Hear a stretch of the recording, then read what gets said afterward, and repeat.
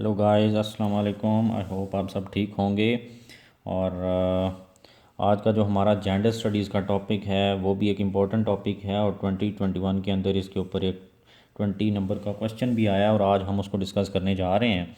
और the topic is debate on integration versus autonomy. कि gender study जो है उसके ऊपर जो एक डिबेट है कि इसको इंटीग्रेट विद अदर सब्जेक्ट करके पढ़ना चाहिए या ऑटोनमस डिसिप्लिन के तौर पर पढ़ना चाहिए। तो इसके ऊपर एक डिबेट है जिसको आज हम डिस्कस करेंगे। बेसिकली जो फेमिनिस्ट्स हैं, जो एकेडेमिया है, वो डिवाइडेड है दो ग्रुप्स के अंदर।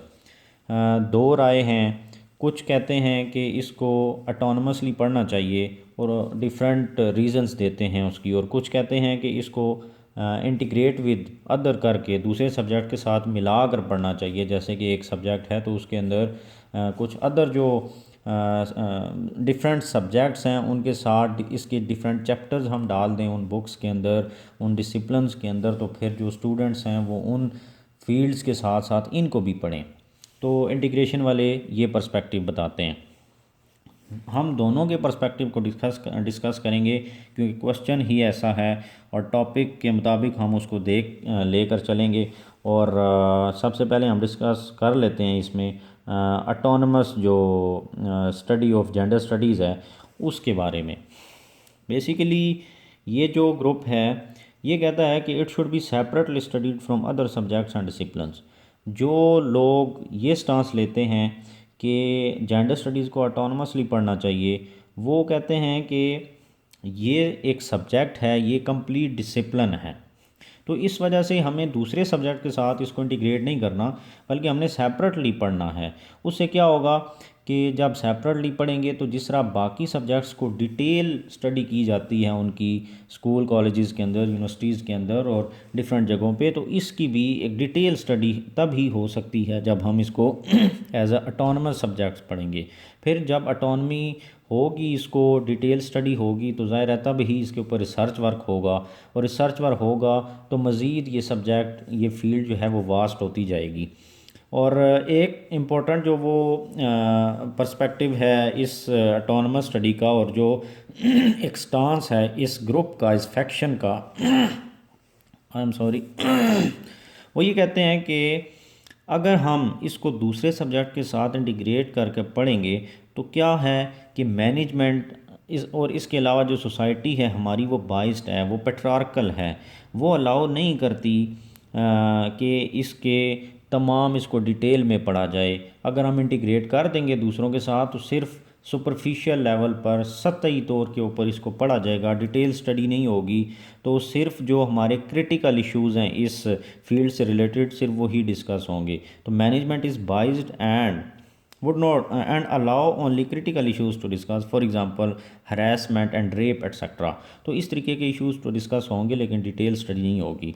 फिर इसके अलावा क्या होगा, और फिर जब एक सब्जेक्ट जिसके बुक में 10 चैप्टर हैं तो स्टूडेंट फिर ये क्या करेंगे कि वो 8 तो सब्जेक्ट को तैयार कर लेंगे लेकिन इस सब्जेक्ट से जो रिलेटेड डाटा होगा उसको वो ऑप्शनल के तौर पर छोड़ देंगे, चॉइस के ऊपर छोड़ देंगे।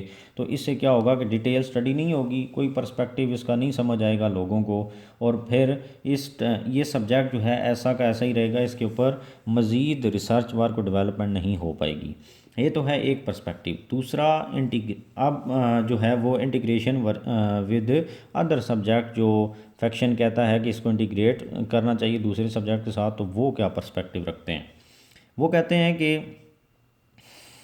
It should be integrated with other subjects या डिसिप्लिन्स, कि बाकी जो सब्जेक्ट्स और डिसिप्लिन्स हैं जो पढ़े जाते हैं डिफरेंट फील्ड्स के अंदर, उनके साथ हमें इनको, इस सब्जेक्ट को मिला देना चाहिए।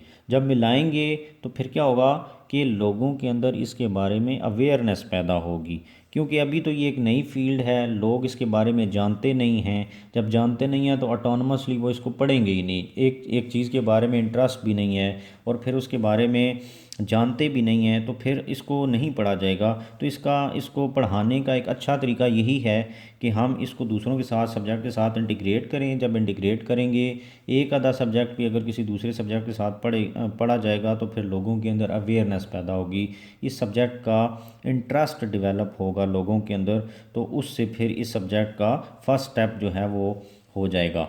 फिर ये है कि अगर हम सेपरेटली इसको पढ़ेंगे तो मेजॉरिटी जो है, if separate majority would not study, तो मेजॉरिटी स्टडी नहीं करेगी।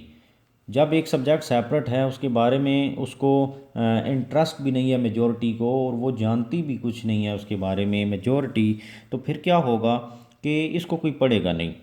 जब मेजॉरिटी नहीं पढ़ेगी तो ना तो इसके ऊपर रिसर्च वर्क होगा और ना ही कोई डिटेल स्टडी हो पाएगी। तो ये सब्जेक्ट एज आ एक सेपरेट सब्जेक्ट पढ़ा रहेगा, और जहाँ तक है इसके ऊपर रिसर्च वर्क भी वहीं तक कन्फाइंड होकर रह जाएगा। तो आल्सो नो इंटरेस्ट वो डेवलप ऑटोनमसली। तो वही बात है कि डेवलप अगर ऑटोनमसली पढ़ा रहेगा तो फिर इंटरेस्ट भी लोगों के अंदर डेवलप नहीं होगा। तो ऑटोनमस वाले भी अपनी जगह पर एक स्टांस ले रहे हैं और इंटीग्रेशन वाले भी ले रहे हैं। तो अब कंक्लूजन क्या बनता है इसका? कंक्लूजन ये है कि both the approaches are important and right. दोनों ही डिफरेंट रीजंस देकर डिफरेंट पर्सपेक्टिव के साथ अपना अपना स्टांस जो है ले रहे हैं, उसको प्रूव कर रहे हैं राइट।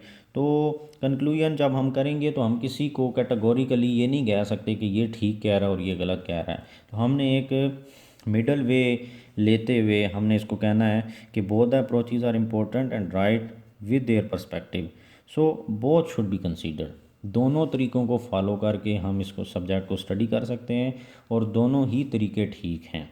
तो ये एक अच्छा कंक्लूजन इस तरीके से बनेगा। मे बी किस तरीके का बंदा आपका पेपर चेक कर रहा है, वो इसके बारे में क्या पर्सपेक्टिव रखता है। तो इसलिए हम किसी को भी कैटेगोरिकली डिनाई नहीं करेंगे, रिजेक्ट नहीं करेंगे, तो इस तरीके से कंक्लूड कर देंगे। तो आई होप कि आपको समझ आ गई होगी। और मेरी एक रिक्वेस्ट ये भी है कि अगर आपको समझ आता है तो मेरा चैनल जो है सब्सक्राइब करें, इसको लाइक करें और शेयर करें। Thank you.